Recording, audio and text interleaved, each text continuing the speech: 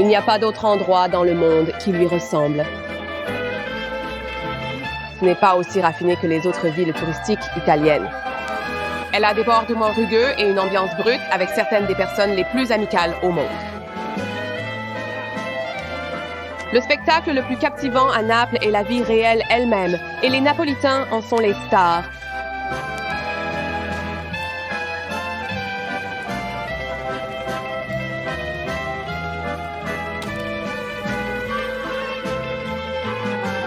Une fois que l'on a vu la ville italienne de Naples, on peut mourir paisiblement, car rien d'autre ne peut égaler sa beauté. Medi Napoli e poi mori, voir Naples et mourir.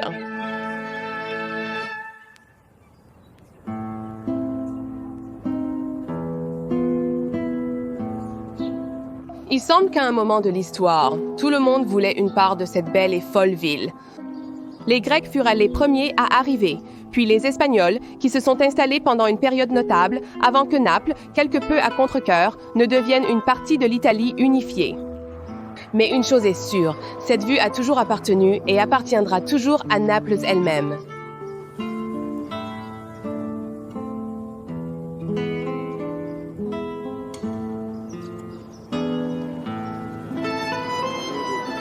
Il s'agit d'une série de rues dans le centre historique de Naples, appelées Scapanopoli ou les Decumani, composées de plusieurs routes différentes qui traversent la ville, divisant essentiellement deux moitiés du centre historique. Et ce sont les anciens Grecs qui ont fondé cette ville, et ils l'ont appelée Néapolis. Ainsi, l'aménagement du centre historique et des routes est exactement ce qu'il aurait été à l'époque gréco-romaine. Les Napolitains ont le privilège d'avoir offert à l'Italie peut-être sa plus belle invention, la pizza. Ce qui peut initialement sembler n'être rien de plus qu'une simple base de pâte garnie de sauce tomate, de fromage et occasionnellement de quelques autres garnitures, est un art culturel ici à Naples. De nombreux restaurants du monde entier affirment préparer des pizzas napolitaines. Mais qu'est-ce que cela signifie réellement? En 2004, le ministère italien de l'Agriculture a défini exactement ce qui constitue une véritable pizza napolitaine. Largeur, épaisseur de la base et de la croûte, ingrédients et température de cuisson. La pizzeria da Attilio est une favorite des Napolitains qui viennent ici pour savourer un bel exemple de la pizza napolitaine parfaite. Et ils sont aussi parmi les meilleurs pour réaliser l'invention originale, la pizza margherita.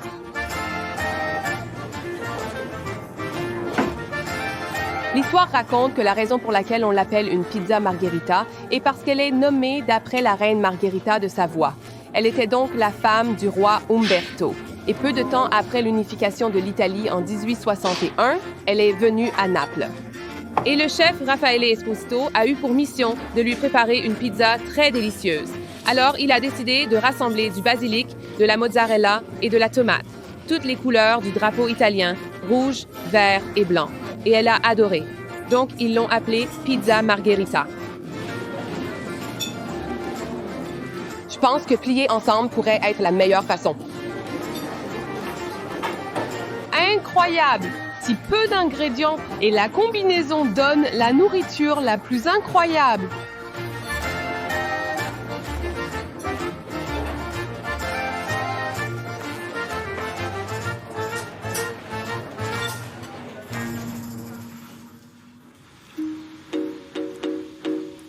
Le quartier le plus mythique de Naples, les Quartieri Spagnoli, est né pendant le règne du vice-roi espagnol qui voulait construire un quartier pour leurs troupes. Aujourd'hui, ce quartier historique est plein de vie et de couleurs. Les gens vivent dans de petites habitations de plein pied, appelées baisi, où la ligne entre l'espace public et privé est constamment brouillée, et le dédale de rue se transforme en une série de salons extérieurs. Qu'aimez-vous dans le fait de vivre à Naples? Quelle est la meilleure chose? Quelle est la meilleure chose? D'abord, à Naples, on mange bien. On mange bien? On dépense peu? Dépense peu, mange bien. Le soleil brille toujours. Belle pizza. Belle pizza. Pizza napolitaine. Quelles sont les valeurs fondamentales des Napolitains? Je suis catholique. La religion est-elle importante à Naples? Il y a le Père Pio. Père Pio. Jésus-Christ est sur sa croix accompagné de la Madonna. Madonna, la Sainte Madonna. Merci, merci beaucoup. Au revoir, au revoir.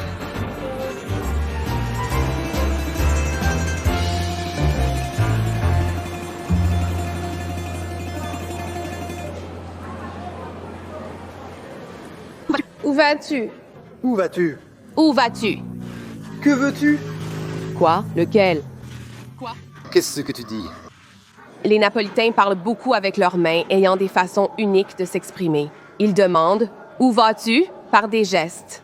« Où vas-tu ?» Il m'a montré un autre, mais je dois vérifier ce que cela signifie, car je ne suis pas certain de ce qu'il a dit.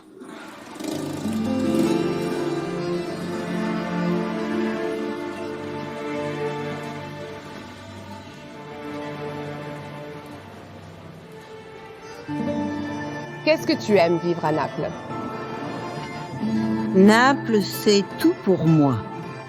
J'adore Naples, je l'adore. Pourquoi? Parce que, tout d'abord, parce que c'est beau et à cause de notre caractère. Nous aimons socialiser. Et la famille est-elle une valeur importante pour les gens? Voulez-vous voir une photo? Elle n'est pas à Naples. Oh, wow, magnifique, très magnifique. C'est sa fille. Comment s'appelle-t-elle? Carmela. Carmela. C'est moi. C'était elle quand elle était plus jeune. Elle est tellement belle. Lui, ça a maintenant 55 ans. Vous êtes tous belles. Les gens de Naples ont vraiment de grands cœurs. J'adore Naples. Ouais. Et Naples t'aime. Merci beaucoup, très intéressant, merci. De rien. Merci à vous. Se promener dans le quartier espagnol était incroyable, comme être dans un film. Vous savez, il y a du linge qui pend des balcons et des motos qui passent en vrombissant. Et c'est une vue vraiment authentique de la vie ici à Napoli.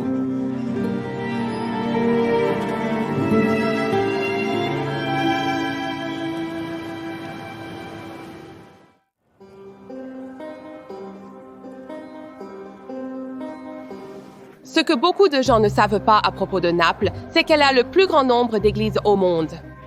On l'appelle souvent en italien la Città del Cinquecento Cupola, ce qui signifie la ville des 500 dômes. Se promener à Naples et on se sent rapidement comme faisant partie d'un spectacle de nativité. Chaque coin de rue a une grande église ou un sanctuaire religieux improvisé. Mais si on creuse un peu plus la religiosité de la ville, il devient clair que la foi catholique de Naples a quelques excentricités résolument napolitaines, dans des rituels qui pour un étranger frisent le morbide, mais qui pour un napolitain ont un sens parfait. Dans cette église, il y a les restes de crânes anonymes du XVIIe siècle. Et ce qu'un groupe de personnes a fait, c'est adopter ces crânes et prier pour eux, prier pour que leurs âmes quittent le purgatoire et atteignent le ciel. Et ils espèrent qu'en retour de cela, ils recevront des grâces et des faveurs. C'est un jeu très intéressant à Naples entre la religion traditionnelle et des croyances plus superstitieuses et païennes.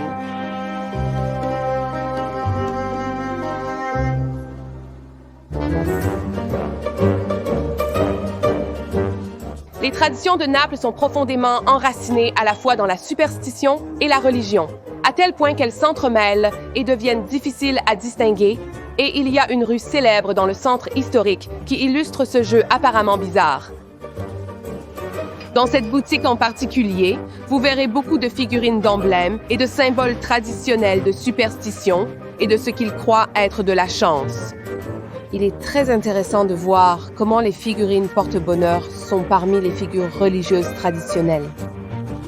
Celui-ci, par exemple, vous verrez qu'il a de petits eyes autour de lui. Et si vous regardez derrière, il a une bosse sur le dos. Le dicton dit que vous frottez son dos et, vous savez, vous avez de la chance.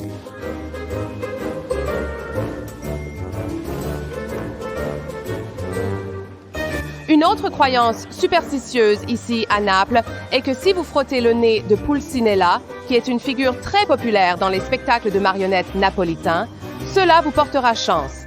Donc, vous devez passer à côté et frotter son nez.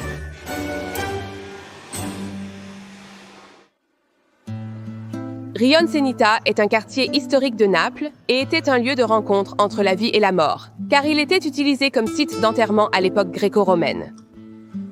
Senita signifie santé, car les Grecs croyaient que le sol ici avait des pouvoirs guérisseurs. Autrefois l'un des pires quartiers, il conserve une certaine stigmatisation. Mais comme vous pouvez le constater, il est désormais devenu un quartier très ordinaire.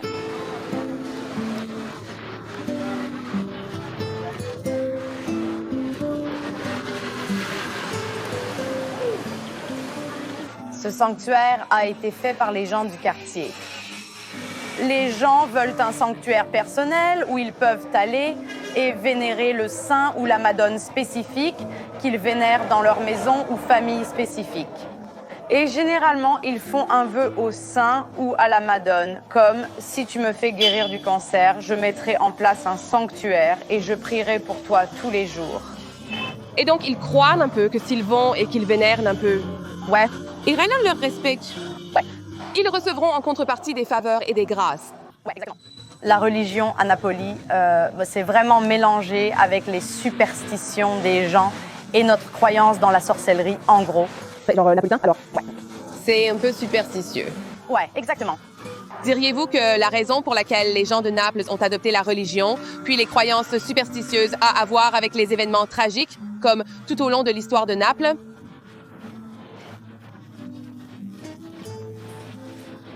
Tout à Napoli, je pense, tourne autour de l'amour. C'est toujours l'amour. L'amour pour la terre, l'amour pour la mer, l'amour pour la religion, l'amour pour la mort.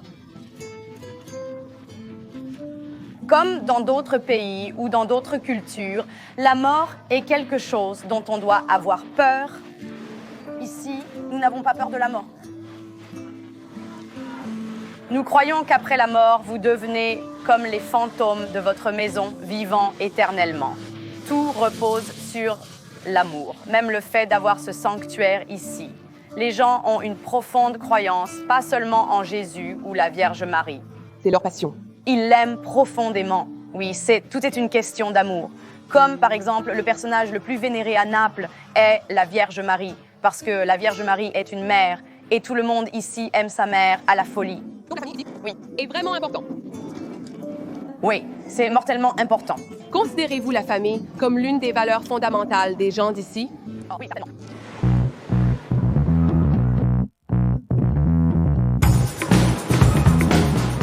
Ce quartier, le Rione Senita, est le lieu de naissance et la ville natale du célèbre comédien ici à Naples, Totò. Vous verrez donc que sa photo est présente dans toutes les petites rues ici. Mais ce qui est vraiment agréable à Naples, c'est que les Napolitains sont très fiers de leur talent local. Donc Totò, vous verrez Sophia Loren. C'est vraiment agréable de voir qu'ils vénèrent toujours ces figures originales de la culture napolitaine.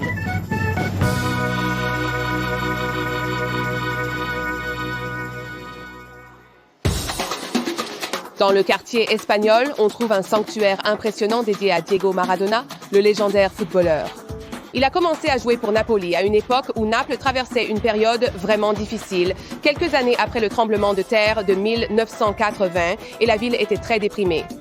Il a littéralement donné aux Napolitains beaucoup d'espoir parce qu'il a vraiment élevé le statut de Naples en gagnant beaucoup de coupes, beaucoup de matchs. Il a donc vraiment un statut de Dieu ici à Naples. Et c'est incroyable que les gens l'adorent encore et qu'ils aient nommé le stade en son honneur. Le stade porte désormais le nom de Stade Maradona.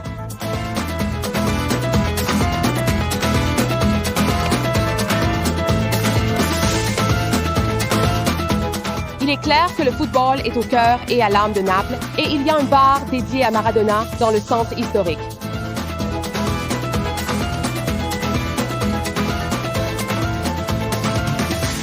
Que signifie Maradona pour vous? Pour nous, Maradona est notre Che Guevara. Che Guevara. Oui, car il a sauvé Naples et le monde entier.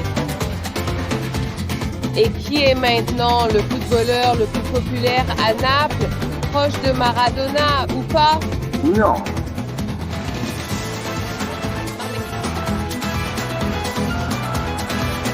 Les cheveux originaux de Maradona.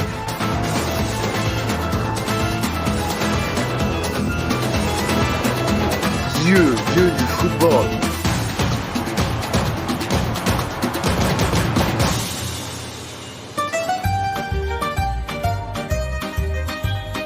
Parmi toutes les grandes traditions napolitaines maintenues en vie, peut-être celle pour laquelle la ville est la plus célèbre est sa scène culinaire vibrante.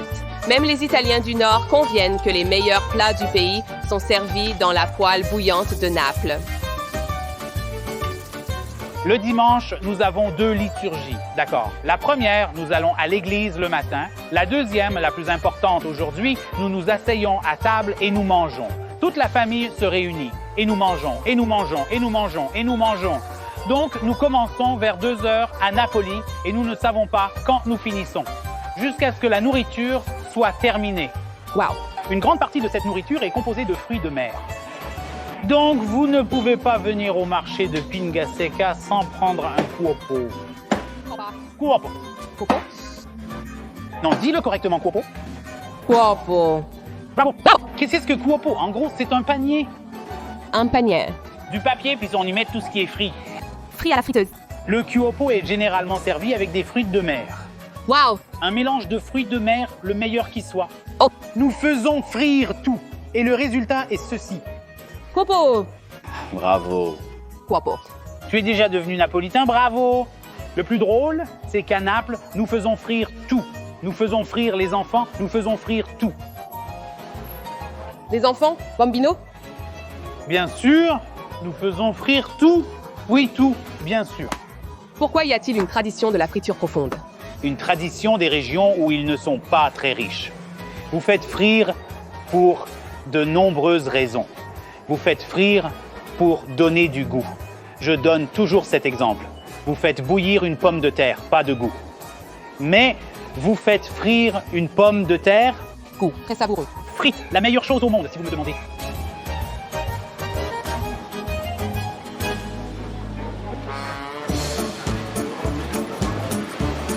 C'est juste pour montrer comment nous faisons frire tout. Tout is frite. Riz, pâte, polenta, fromage ricotta, fromage mozzarella, aubergine, fleurs de courgette. Fritons même des pâtes. Ceci est du bucatini avec de la tomate. Wow. Fleurs de courgette. Merci. L'une des meilleures choses selon moi, et c'est juste... Un légume rendu malsain. Notre mère, si nous mangeons sainement, nous dit que nous allons tomber malades. La maman italienne dira... Non, pas la maman italienne. Je veux dire, désolé. Non, le napolitain... Mère. Oui. Dira que si tu manges de la nourriture saine, tu tomberas malade. Ah, bien sûr. Tu dois manger de la nourriture frite. Parce que selon la pensée populaire, être en bonne santé n'équivaut pas à donner de l'énergie, des protéines ou quoi que ce soit qui vous rend plus fort. Oh, c'est chaud. Oui, c'est très chaud. En fait, ça ne goûte pas très malsain. On peut encore sentir le goût de la courgette. Bien sûr. C'est bon de le mentionner.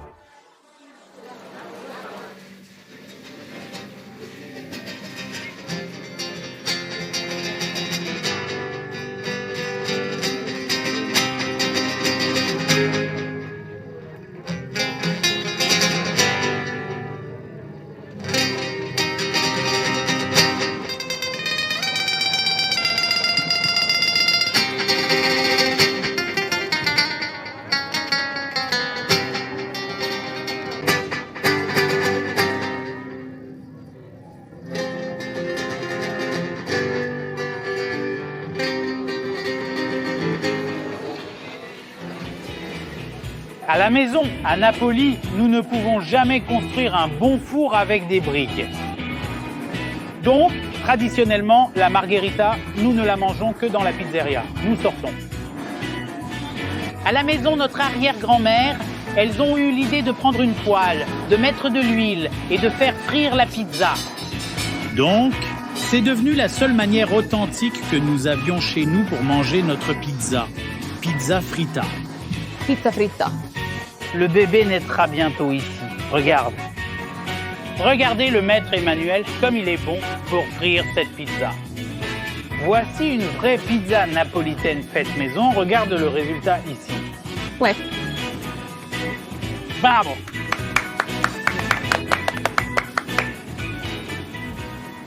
Regarde, regarde, c'est le paradis. Oh mon Dieu!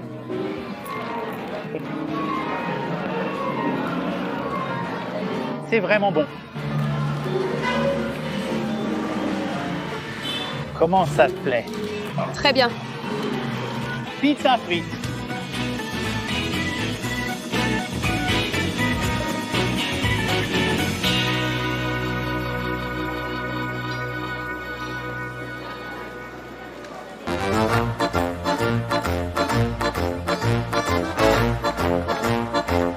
Les Napolitains adorent la plage et les week-ends sont des jours pour adorer le soleil et se prélasser sur l'une des belles plages suburbaines de Naples.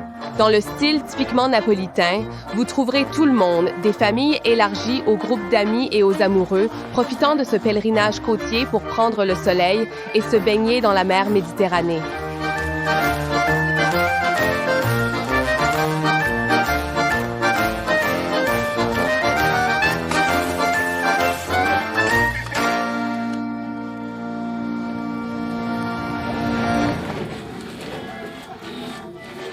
Quel est mon nom? Giuseppe. Giuseppe, es-tu ici avec ta famille? Viens, viens.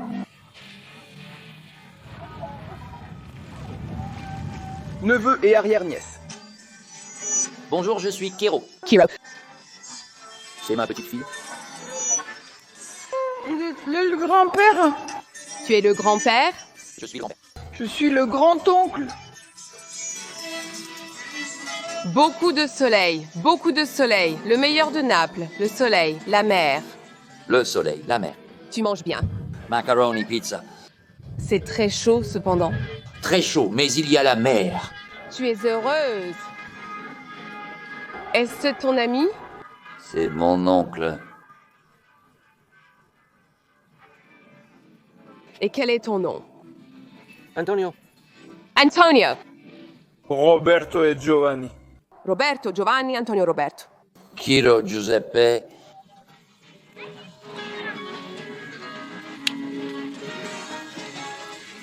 Est-ce un citron? Oui, citron, c'est bon.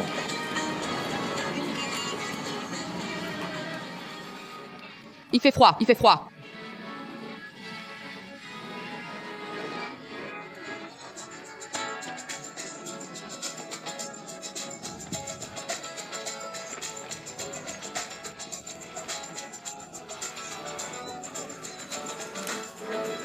Le fils de Naples. C'est le grand, grand, grand Dieu.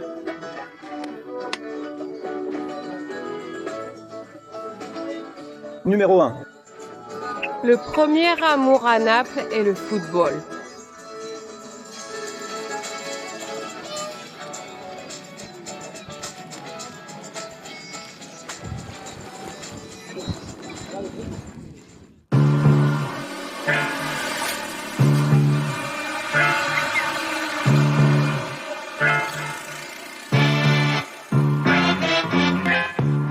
Ce qui rend Naples si spécial pour moi, ce sont les gens. Ils sont passionnés par tant de choses. Et j'ai l'impression que les caractéristiques définissant cette incroyable ville sont la vie des Napolitains, comme le football, leur amour pour Maradona, la nourriture. Ils apprécient simplement la meilleure nourriture naturelle et de haute qualité. Et ensuite, à quel point ils sont religieux et à quel point cela est lié à la superstition. Et par-dessus tout, ils semblent valoriser la famille et on les voit partout, des familles dans toutes les rues qui s'amusent tellement. J'ai l'impression d'avoir absorbé l'ambiance et l'incroyable énergie de cette ville. En venant ici avec un esprit ouvert et en ignorant tout ce qui a été dit sur Naples, j'ai réalisé qu'ils sont vraiment les outsiders de l'Italie. Et c'est un endroit réel, vrai et authentique en Italie où venir.